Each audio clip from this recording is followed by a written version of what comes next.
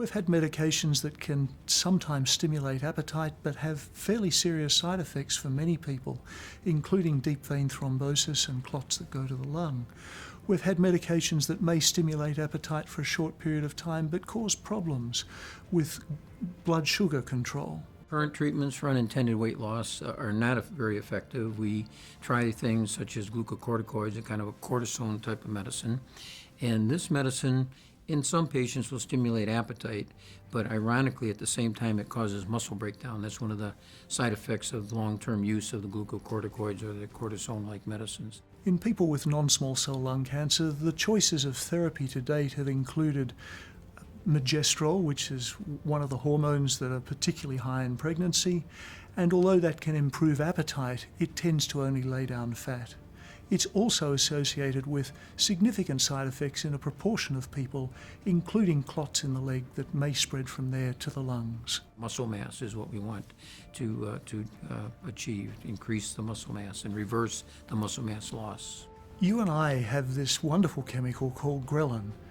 It's secreted by the stomach, it helps to stimulate appetite, it helps to release important hormones like growth hormone, and it also helps to lay down new muscle and stop the uptake of muscle prematurely. This hormone affects the area in the brain near what we call the pituitary, so kind of in the base of the brain, and it binds to human growth hormone receptor. When you've got a ghrelin agonist, something that looks like ghrelin to the body and can be given as a medication, suddenly you're able to replicate some of those exciting features, improve appetite, lay down new muscle. We saw a very exciting and interesting presentation at this year's American Society of Clinical Oncology. In this meeting, Dr. Jennifer Temmel presented results with an agent called anomorelin. And anomorelin is actually a derivative of a hormone made by the stomach lining of our stomachs. The goal of the Romanes studies was to investigate a brand new class of medication that can help lay down new muscle in people with advanced cancer. In this study, what we saw is people gained an average of 2 to 3 pounds of muscle mass and about 4 or 5 pounds of body weight. There also was some increase in the fat content too, which is okay. I mean, in heart disease, diabetes, we don't want fat, but actually in diseases associated with wasting, muscle loss, weight loss, it's good to actually have some extra fat.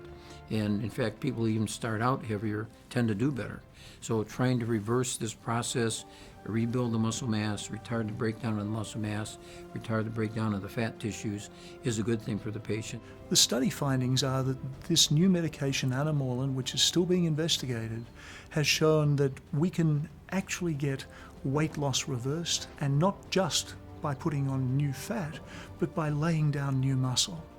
That really is exciting because anorexia, cachexia, the loss of muscle, is such a common feature of advanced cancer. In this study, what was seen is that the patients actually had a better appetite. There was quality of life questions that each of the patients had to answer. And there was a significant improvement in the patients who got anomorelin in their appetite. We've got the challenge of unintended weight loss that isn't reversed by nutrition or nutritional supplements. That's the real challenge here. And that unintended weight loss does mean that for some people, they're no longer able to go on with treatment.